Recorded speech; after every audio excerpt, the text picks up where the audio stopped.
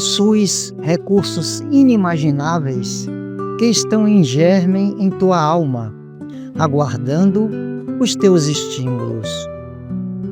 Por enquanto, sintonizas com as províncias de sombra por onde transitaste e já deverias ter te libertado da sua presença. Vez que outra, descobres toda a força que jaz em ti aguardando. Jesus utilizou-se dos seus recursos para demonstrar a finalidade a que se destinavam. Acalmou os ventos e devolveu ao mar a sua tranquilidade. Liberou obsidiados e restituiu o equilíbrio aos obsessores. Sarou enfermidades e recuperou doentes da alma. Multiplicou pães e peixes e alimentou espíritos esfaimados da verdade. Iluminou a terra e jamais se eclipsou. Possuis o Cristo interno, poderoso, que é teu, mas o mantens manietado, sem ensejar-lhe ação. Deixa-o espraiar-se através de ti. Ele é harmonia e tu estás desequilibrado. É amor e tu és carência. É claridade e tu és sombra. É vida e tu te debates nos grilhões da morte. Com ele agindo por ti, terás decisão para te negares aos pensamentos doentios que se transformam em tormentos e ações nefastos. És, antes de tudo, o teu mundo interior, porque aí ele habita.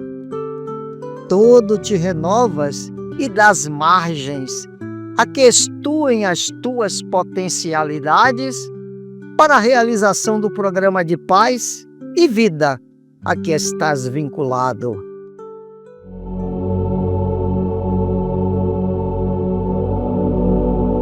Se falas para o mundo, compadece-te e ampara.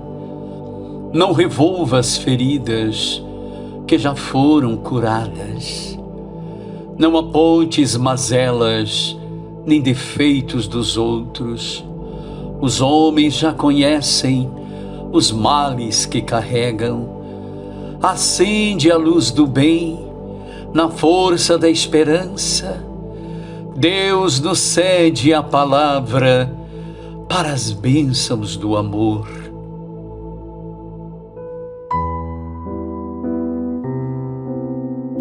A desídia das criaturas justifica as amargas considerações de Tiago em sua epístola aos companheiros. O início de todas as hecatombes no planeta localiza-se quase sempre no mau uso da língua. Ela está posta entre os membros, qual leme de embarcação poderosa, segundo lembra o grande apóstolo de Jerusalém. Em sua potencialidade, permanecem sagrados recursos de criar, tanto quanto o leme de proporções reduzidas foi instalado para conduzir. A língua detém a centelha divina do verbo, mas o homem, de modo geral, costuma desviá-la de sua função edificante, situando-a no pântano de cogitações subalternas. E por isto mesmo, vemo-la à frente de quase todos os desvarios da humanidade sofredora, cristalizada em propósitos mesquinhos, à míngua de humildade e amor. Nasce a guerra da linguagem dos interesses criminosos insatisfeitos. As grandes tragédias sociais se originam, em muitas ocasiões, da conversação dos sentimentos inferiores. Poucas vezes, a língua do homem há consolado e edificado os seus irmãos.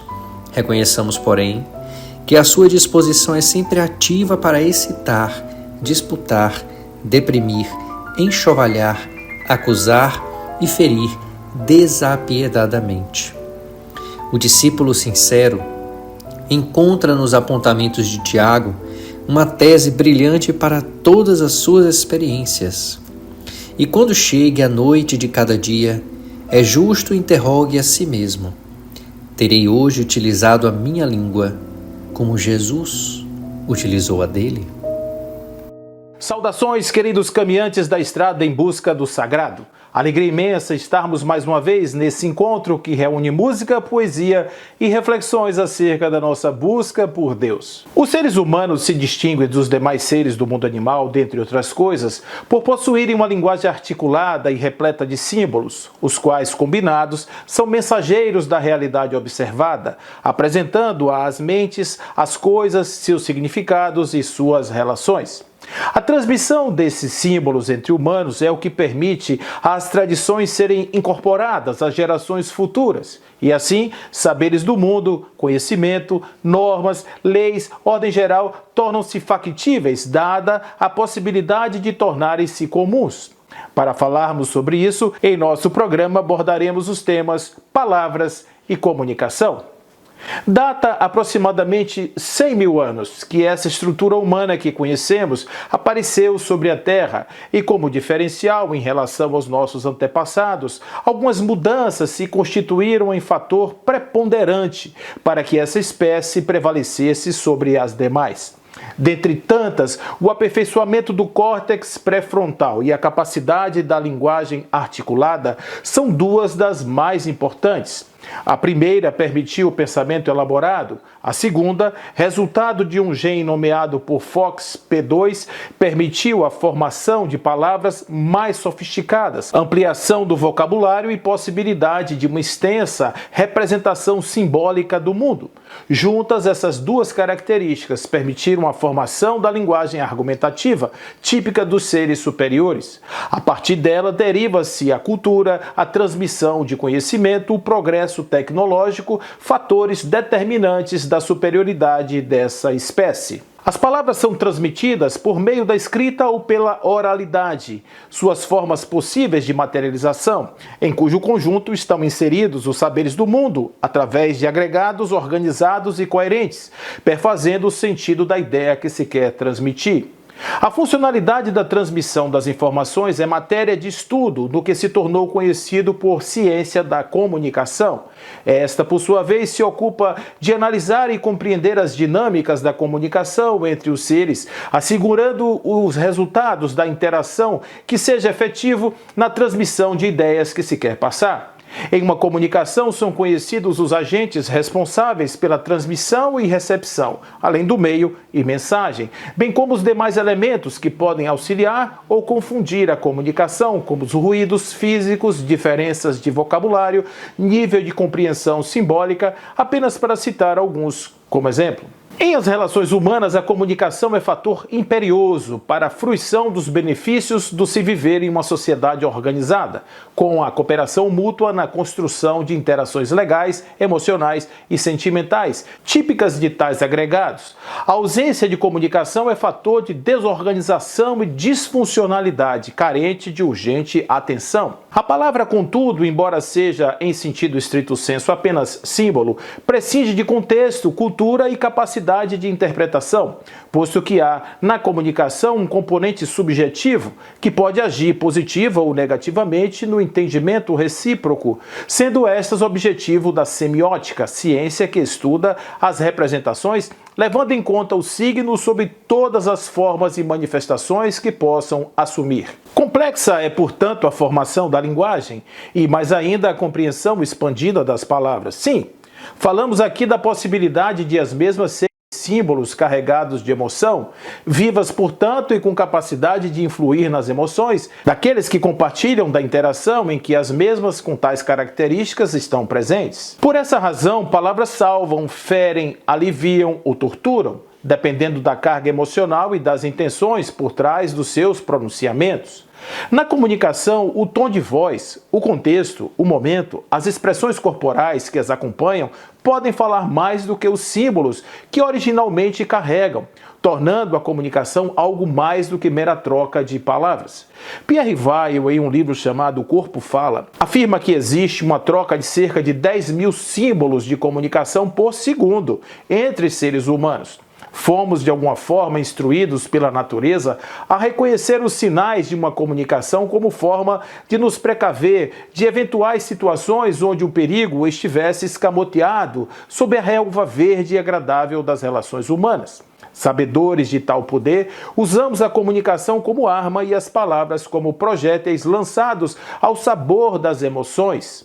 Sofrimentos atrozes, inimizades, desencontros, encarnações perdidas, porque não soubemos dizer o que nos cabia dizer. Às vezes, um muito obrigado, um com licença, um te perdoo, um me perdoe, um eu te amo, ou vamos juntos, pode mudar o curso das vidas daqueles que se comunicam. Por isso, o Evangelho é pródigo em referências relativas à comunicação. Em Mateus, capítulo 18, verso 15, Jesus adverte que se teu irmão pecar contra ti, vai em particular com ele, conversem sobre a falta que cometeu. Se ele te der ouvidos, ganhaste a teu irmão. Ou ainda no capítulo 5, verso 37, seja, porém, o vosso falar sim, sim, não, não, porque o que passa disso é procedente do mal.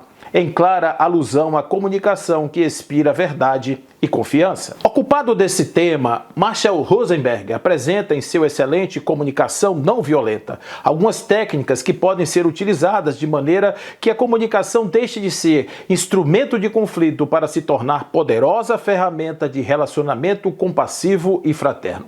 Nesse sentido, ele afirma que a sua técnica nos ajuda a reformular a maneira pela qual nos expressamos e ouvimos os outros. Nossas palavras, em vez de serem reações repetitivas e automáticas, tornam-se respostas conscientes, firmemente baseadas na consciência do que estamos percebendo, sentindo e desejando. Somos levados, segundo o psicólogo americano, a nos expressar com honestidade e clareza, ao mesmo tempo que damos aos outros uma atenção respeitosa e empática. Em toda troca, acabamos escutando nossas necessidades mais profundas e as dos outros. Em diferente abordagem, Eric Berne, pai da análise transacional, tratou do tema das relações mediante a compreensão da interação entre diferentes estados do ego, denominados por pai, adulto e criança. Compreender o estado em que se encontram os interlocutores é fator importante para o aprimoramento das relações interpessoais. Tais estudos, entretanto, apontam a importância do assunto e a necessidade de vigilância na prática diária da comunicação. Em um verso trazido pela pena mediúnica de Francisco Xavier, de autoria do espírito identificado por Pedro Silva, a importância da palavra assim se anuncia.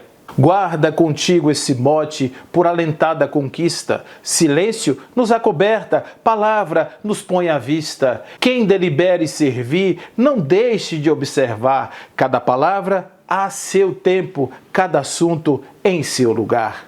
Princípio justo e conciso. Nesta nota clara e breve, quem cala quando é preciso, sabe falar quando deve. No santo esforço do bem, nunca discutas em vão. Só vale nas boas obras o jogo da construção.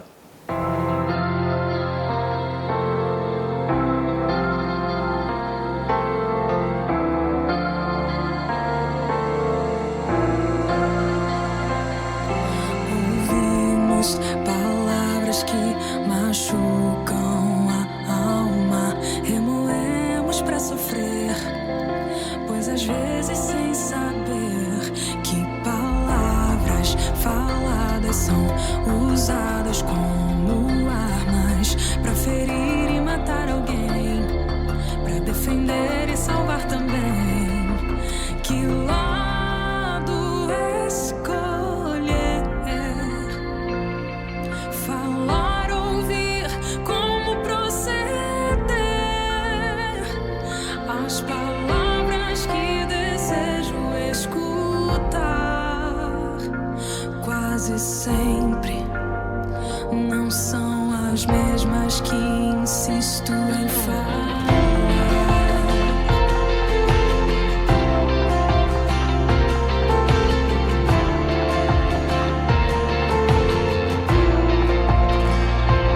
Mas existe a palavra que sai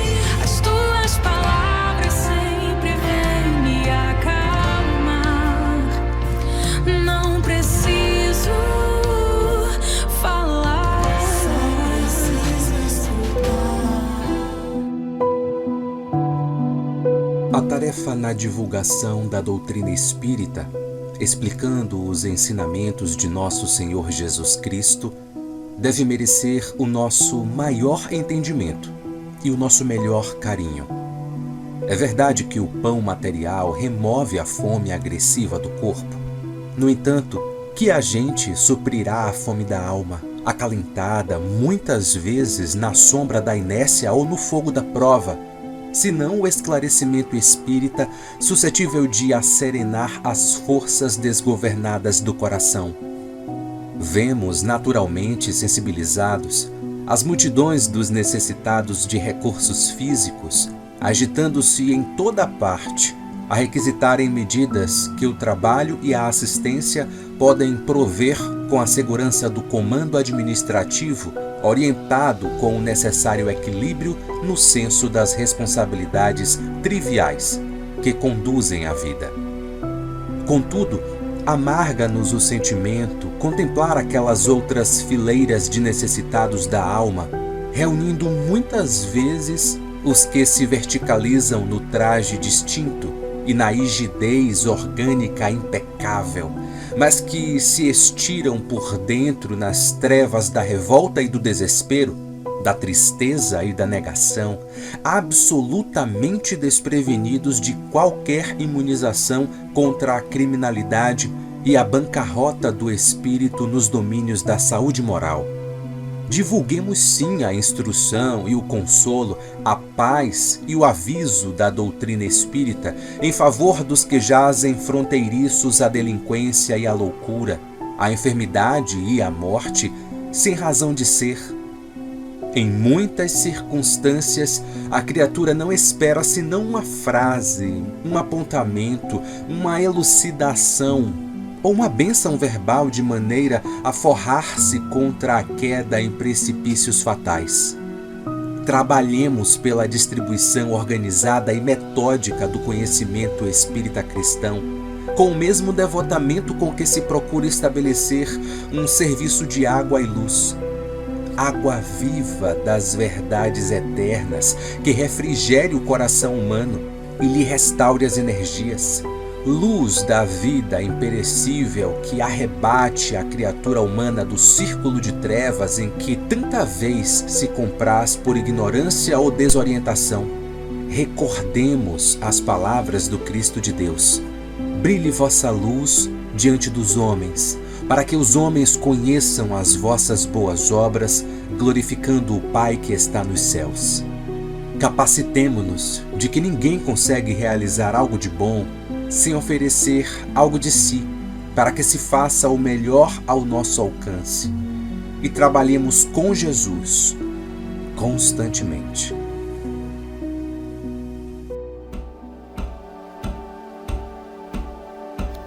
Trabalhar, sim, e constantemente, na construção de um mundo melhor. É imperioso criar o pensamento novo e divulgar a cultura em benefício dos semelhantes. A arte é mediunidade, e mediunidade é sempre sintonia.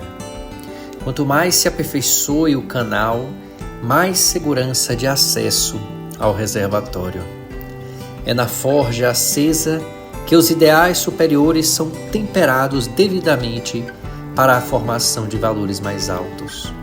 Saudade, sofrimento, luta, conflito, provação se erigem na existência por climas necessários ao burilamento espiritual.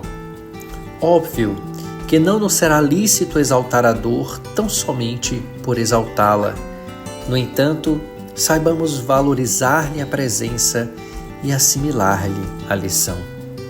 Antigamente, a cátedra se limitava ao recinto fechado da escola, o altar se confinava ao espaço do templo e a conclusão científica jazia encarcerada em seu nascedouro entre as quatro paredes do laboratório, a portas cerradas. Entretanto, hoje, educação, fé e ciência exigem comunicação sempre mais vasta e caminham céus afora, derramando-se pelo mundo a afeição daquelas verdades de que falava Jesus, ao anunciar-nos que a verdade surgiria de cima dos telhados. A assembleia estava formada. Os discípulos se juntaram em torno ao mestre para a preleção daquela tarde, onde o tema abordado versava sobre a criação. O mestre solicitava aos presentes que explicassem de que forma compreendiam o Criador, o Pai do qual tanto falava em suas pregações. O primeiro a se candidatar foi Pedro, não só por ser o mais velho, mas por ser aquele quem mais lhe arguía sobre temas complexos, como o que agora se apresentava. Tomando posição de fala, assentou-se sobre pequeno púlpito improvisado, iniciando as explicações. A audiência posicionava-se em tom de arguição e curiosidade. Afinal, compreender a essência do Pai Celestial parecia ser a chave para decodificar tantos ensinamentos. Pedro apertava um nó na garganta em sinal de ansiedade, tentando em pigarros e movimentos de cabeça ganhar o tempo necessário para aprumar as ideias. Afinal, era um simples pescador até poucos meses atrás e tudo o que podia entender se resumia a cordas, redes, barcos e pesca. Após ajustar-se em definitivo, começou a falar. Senhor, penso que o Pai Celestial seja gracioso amigo que vigia nossos passos, tentando dar-nos o rumo da vida. Vejo-o como Supremo Criador e a ti como a manifesta presença desse Pai aqui na Terra. Dissestes muito bem, falou o mestre, querendo incentivar o aluno agora em evidência. Contudo, aditou o bondoso professor, se referes a ele como Pai Supremo Criador, como pensas que ele, o Pai, manifesta-se na criação para que as suas vontades possam tornar-se reais, na forma das coisas percebidas por nós outros? Pedro imaginou evocar em seus pensamentos referências a poderes mágicos ou ações que pudessem explicar a maneira mediante a qual tudo se cria no universo, sem, contudo, haver nada que fosse digno de ser dito, sem que se expusesse a qualquer anotação de menor valor por parte dos presentes à reunião. Preferiu calar-se em sinal de respeito a tão valorosa pergunta, tomando posição de assento, pelo que foi acolhido pelo generoso preceptor, que anuiu em um gesto simbólico de aprovação.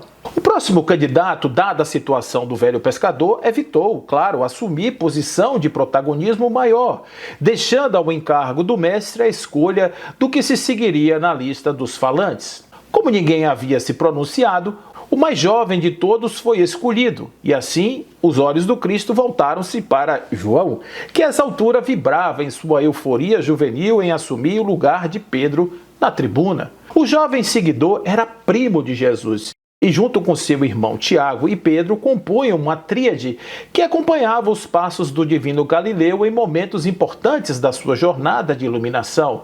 Mas, apesar da proximidade, tivera seu lugar ao lado do trono do príncipe do novo reino negado, porque justamente esse não cabia ao mandatário terreno, mas ao próprio Pai que o ordenara em missão. A partir de então, desde aquele dia, aprendeu a conter os ímpetos do temperamento austero herdado dos pais Zacarias e Salomé, passando a zelar cada vez mais pelo perfeito entendimento de tudo que lhe era ofertado em prodigiosas lições perfeitamente exemplificadas. Mestre, iniciou assim a fala do arguto jovem, penso que o Criador cria a sua vontade, a qual a expressa em suas palavras, as quais, por sua vez, refletem todo o seu poder. Jesus parou diante das observações do jovem amigo, tentando alcançar a profundidade daquelas palavras, posto que ensejavam um resumo de natureza superior, digno de maior atenção, ao que de pronto acrescentou: João, o que pensa ser a palavra divina? O verbo, Senhor, penso ser a força com a qual o pensamento se expressa. Sem o verbo, o pensamento é força oculta, qual diamante encarcerado na lama, sem brilho exposto e manifesta existência. A palavra torna possível alcançarmos o que em condições normais ficaria apenas no mundo íntimo do Criador, quais as coisas físicas que tocamos e sentimos em concreta presença entre nós.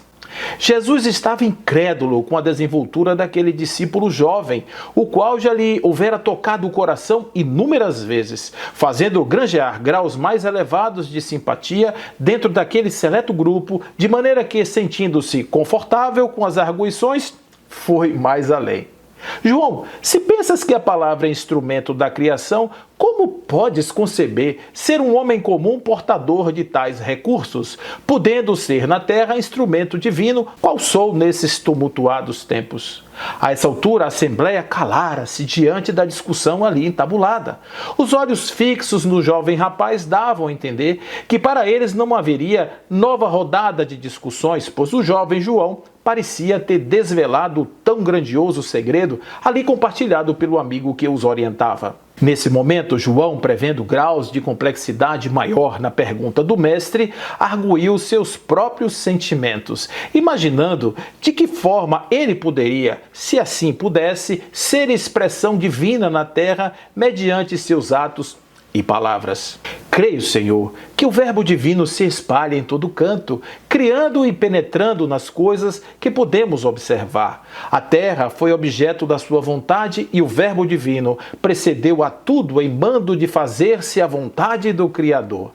No homem não foi diferente, posto que, sendo criatura, foi precedido por vontade e palavra que elaboraram a forma qual assim se apresenta, restando encharcado de sua magnífica presença. Todavia, algo impede de fluir o verbo por intermédio da sua boca, pois essa está repleta de maus entendimentos. A verdade expressa nas divinas palavras foi rejeitada pelos homens, pois preferiram ficar às sombras do que revelar-se a luz que aquelas lhe trouxeram, e assim escondidos sob imagens de areia que voam com o vento, pensaram em não mostrar as suas más obras e desta forma serem rejeitados. Penso ainda, Senhor, que se o verbo que é a vontade de Deus for aceito e manifesto em as mentes humanas, este será prenúncio de novas obras, e o homem, por qual bocas as palavras fluem, será obreiro na terra, criador e revelador da verdade divina entre todos os homens.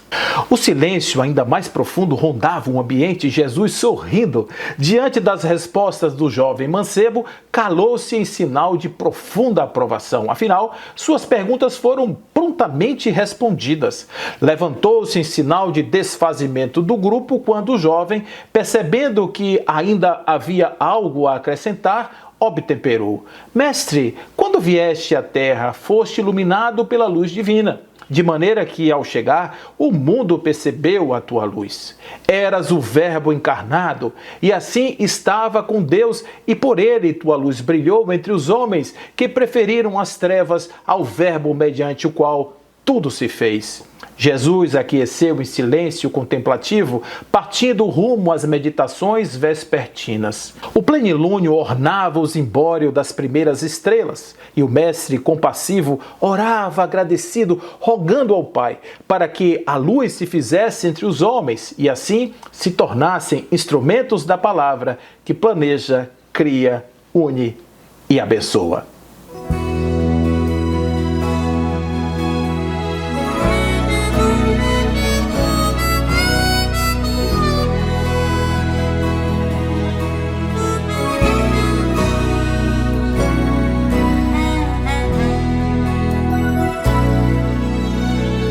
Todo mundo tem defeitos, todo mundo tem problemas. Cada coração tem um roteiro próprio feito história de cinema. Cada fé tem sua força, na cabeça uma sentença. Só se muda o ser humano se você entrar dentro do que ele pensa. Cada um fala o que quer, fala o que vem na cabeça. Fala do melhor amigo, fala do inimigo e da religião. Fala quando o sol esquenta, reclama quando cai a chuva, mas quando fala de si mesmo, acha que é perfeito, o dono da razão. Quem fuma fala de quem bebe, quem reza fala do ateu, quem paga fala de quem deve, quem se lembra fala de quem esqueceu. Quem sofre fala de quem ama, quem ri fala de quem chora, quem perde fala de quem ganha, e quem fica fala de quem foi embora.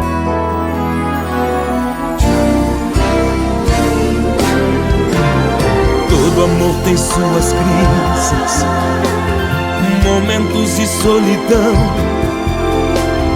O orgulho é uma arma, mata o sentimento, impede o perdão. Olha só você e eu, não cuidamos da paixão. Nosso amor está em crise, quase não acende a luz do coração. Mas a força de um olhar, o aconchego de um carinho, reacende aquele fogo ardente e a gente encontra o caminho. O amor é o sustento, é o sol do amanhecer, mas somente com palavras posso te dizer que eu amo você. Quem fuma fala de quem bebe, quem reza fala do ateu, quem paga fala de quem deve, quem se lembra fala de quem esqueceu. Quem sofre fala de quem ama, quem ri fala de quem chora, quem perde fala de quem ganha, e quem fica fala de quem foi embora. Quem perde fala de quem ganha, e quem fica fala de quem foi embora.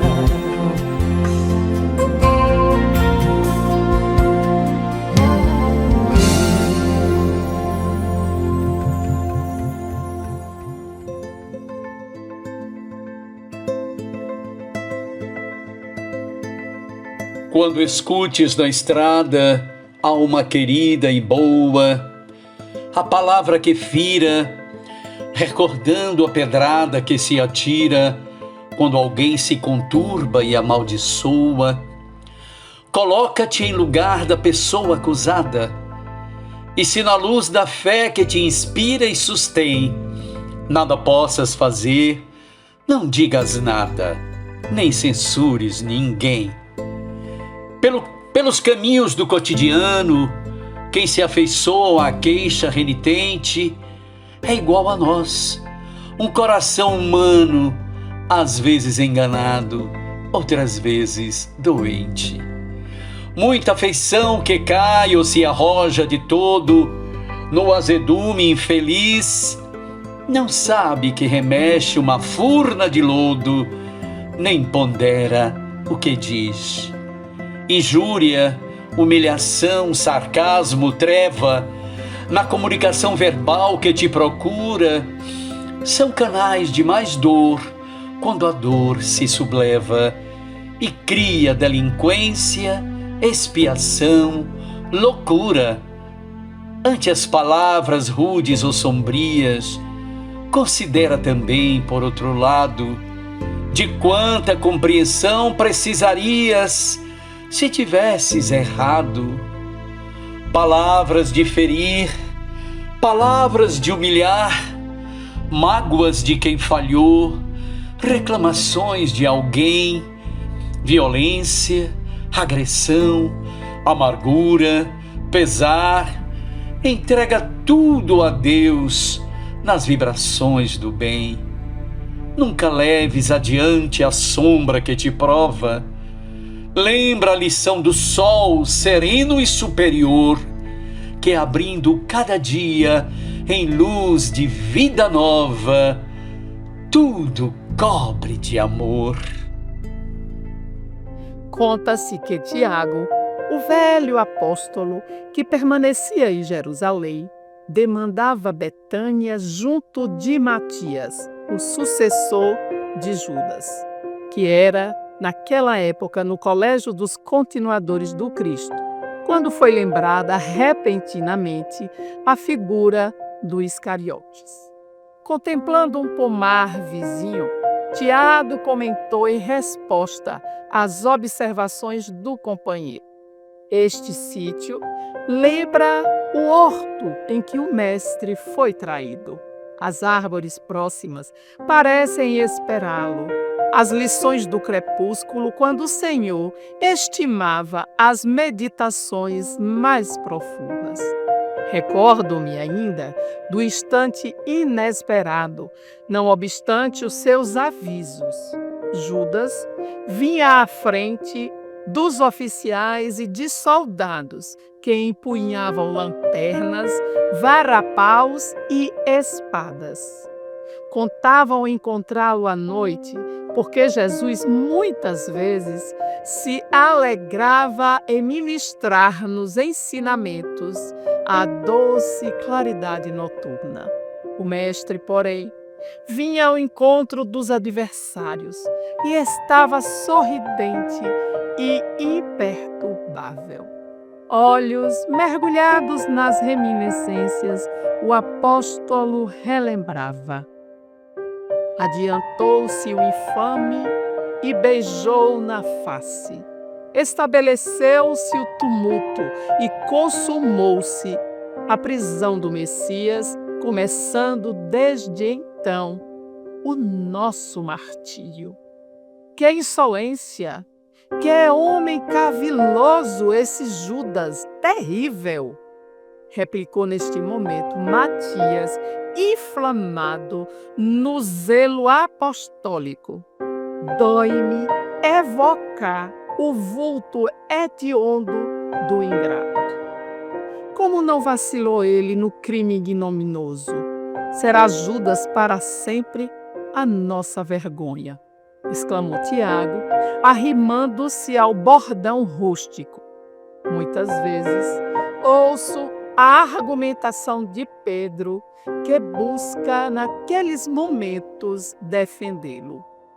Foi o espírito diabólico da ambição desregrada, tornou Tiago numa voz firme.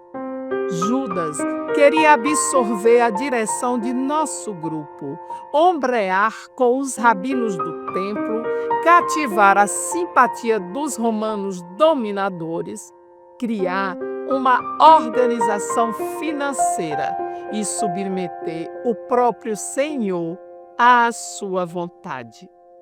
Pedro costuma afirmar que o celerado não previa as consequências do ato da traição, nem alimentava o propósito de eliminar o Messias, que era muito amado. Contudo, não posso admitir a suposição. Judas, por certo, condenou o Senhor deliberadamente à morte, e talvez fosse ele o inspirador sutil dos tormentos na cruz.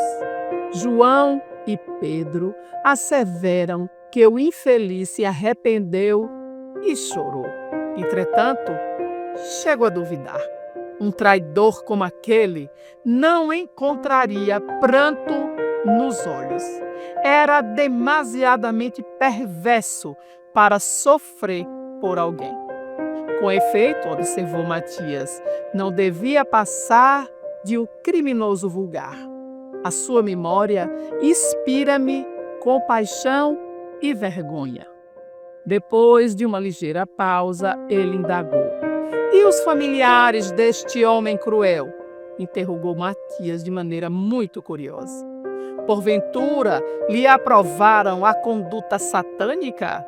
Tiago ia responder, mas alguma coisa lhe impediu. O velho apóstolo arregalou os olhos, interrompeu a marcha e perguntou ao companheiro: quem é aquele que vem lá, vestido em luz resplandecente? Assombrado, Matias redarguiu: Também vejo. Banhado agora em lágrimas, Tiago reconheceu o Messias. Lembrou a narrativa dos discípulos a caminho de Emaús. Ajoelhou-se reverente e falou baixinho: "É o Senhor!" Aproximou-se Jesus, com a majestosa beleza da espiritualidade sublime, e parou por instantes ao lado dos companheiros. Contemplou-os compassivamente, como mestre afetuoso junto a dois aprendizes humildes. Matias chorava sem forças para erguer sequer os olhos. Tiago, em pranto, ousou fixá-lo e rogou: "Senhor, abençoa-nos." Jesus estendeu a destra em sinal de amor, e como nada dissesse, o velho Galileu considerou: "Senhor, podemos voltar para Jerusalém a fim de receber a vossa vontade e cumpri-la." "Não, Tiago," respondeu Cristo de maneira doce e firme. "Não vou agora à cidade. Sigo em missão de auxílio a Judas." E sem acrescentar coisa alguma, continuou a excursão solitária em sublime silêncio. Nessa noite, quando voltou a Jerusalém, o velho Tiago insulou-se da comunidade e, tomando os pergaminhos onde começara a escrever sua bela epístola à cristandade, anotou em lágrimas suas famosas considerações sobre a língua humana. Dissipando-se a treva condensada nos espessos noturnos nevoeiros, desce à terra entre fúlgidos luzeiros a beleza sublime da alvorada. Assim, pois, qual brilhante madrugada, na grandeza de ensinos verdadeiros, porta-voz dos humildes mensageiros, eis a aurora de luz iluminada. Refugiente a manhã da nova era, flor sublime de eterna primavera, linda aurora do bem que afasta o mal, pioneira do amor e da verdade, será sempre entre a pobre humanidade, mensageira da luz espiritual.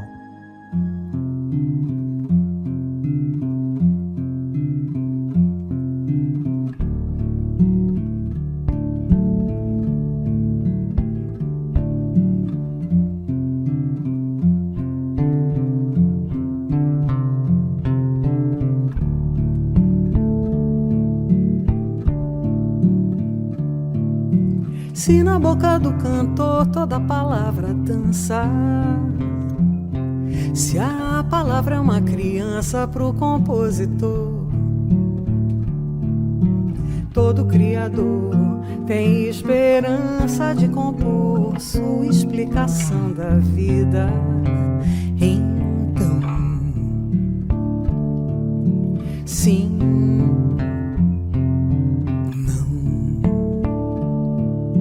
se a palavra a gente ajeita pra caber na boca, se a palavra fica louca pra virar canção, se a palavra não respeita o tempo que levou pra encaixar na melodia, em vão.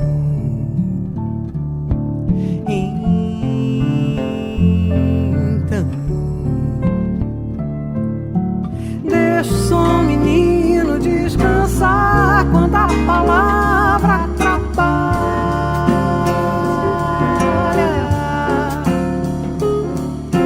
Deixa que a palavra faça a cama na varanda do som.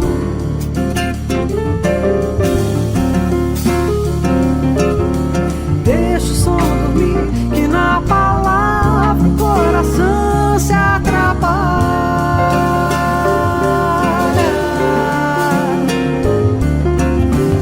Só brilhar, quem sabe acorda e fica bom o som. como se na boca do cantor toda palavra escrita fica muito mais bonita porque alguém cantou. Foi navegador, um astronauta explorador de um continente perdido, um grão canção.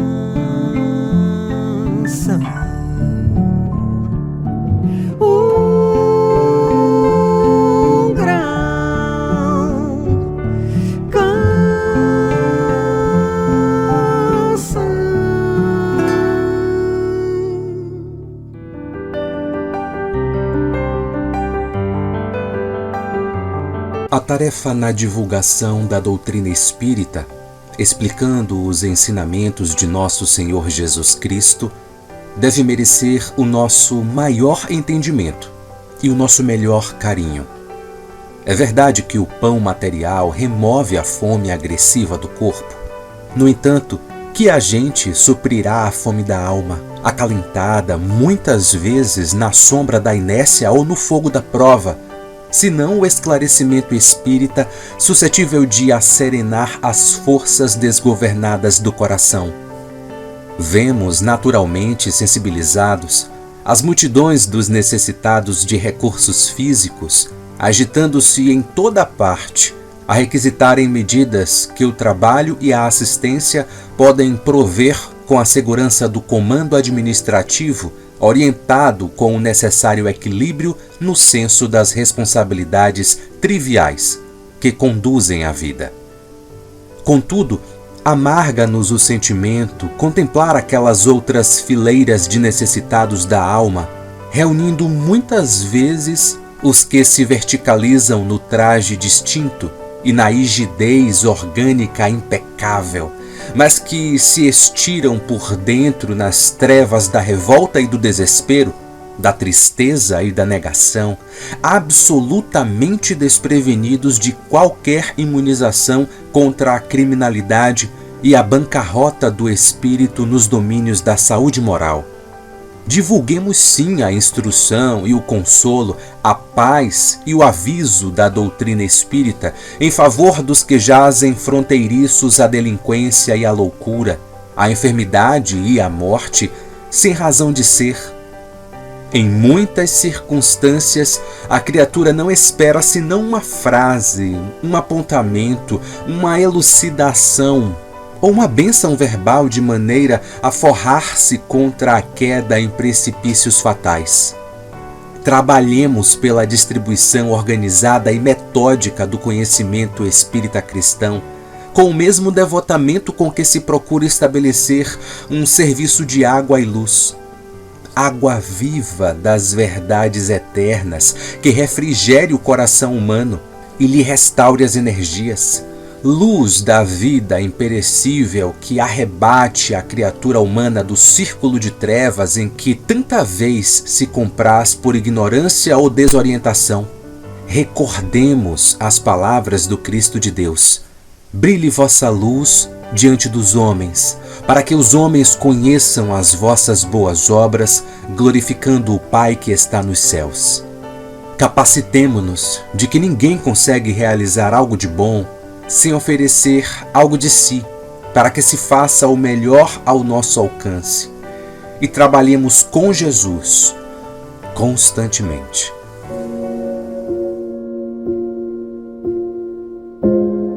Não desprimores nem firas o coração que te escuta, às vezes em febre luta, na provação em que jaz. Pelo recurso da voz que instrui, conforta e elucida, Deus te deu na luz da vida o dom de fazer a paz. Quando falas e onde falas, traças caminho e normas, pelas imagens que formas, nas palavras tais quais são. Como dizes, no que digas, constróis jardins e moradas, emendas, pontes e escadas, de queda ou de elevação. Se contratempos te afligem, entre lembranças que deixas, evita sombras e queixas, não menosprezes ninguém. A ofensa que nos procura, mesmo de modo impreciso, dissolve-se de improviso na fonte viva do bem. À frente de quem te humilha, não devolvas pedra e lama. Cala, serve, ampara e ama na expressão que te traduz. Eis que o céu se manifesta na bondade que irradia. Contempla o sol, cada dia é bênção falando em luz. Se a caridade te guia, vencendo espinhos e males, não te revoltes nem fales, agravando a treva e a dor. Toda a palavra de auxílio, no bem espontâneo e puro, é tijolo do futuro, erguendo o reino do amor.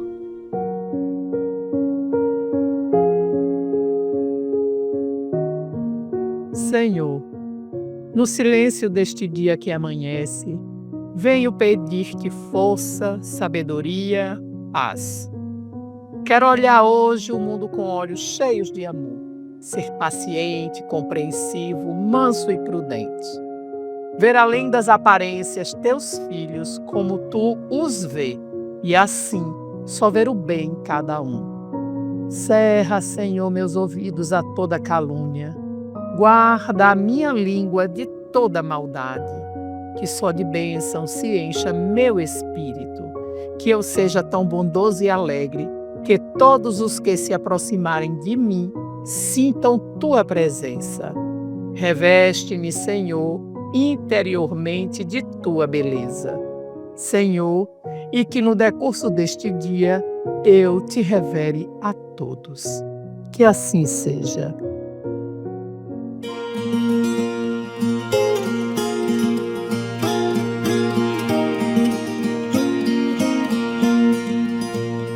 Eu vi rastros de luzes no céu, astros azuis e vermelhos, são testemunhas fiéis que partiram das terras que sempre amei. Ontem pra mim está morto, do amanhã nada sei. Vou sair com o sol, ou bem antes se eu puder. Conto com a força dos ventos e o imenso poder das marés. Mesmo as piores tormentas eu enfrento sem perder a fé. Mulher, sob a luz do luar, chego em um porto qualquer, onde eu puder te encontrar, pra receber seus carinhos, esperando o alvorecer. Depois navego sozinho, esse é o meu jeito de ser. Sempre haverão 7 mares, tantos lugares pra eu me perder. Sempre haverão 7 mares, tantos lugares pra eu me perder.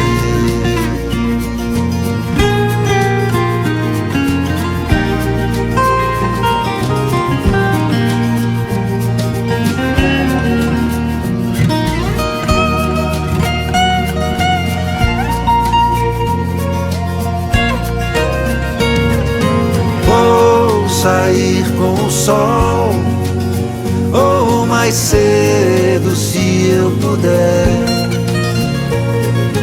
Conto com com a força dos ventos e o imenso poder das marés. Mesmo as piores tormentas eu enfrento sem perder a fé. Sempre haverão 7 mares, tanto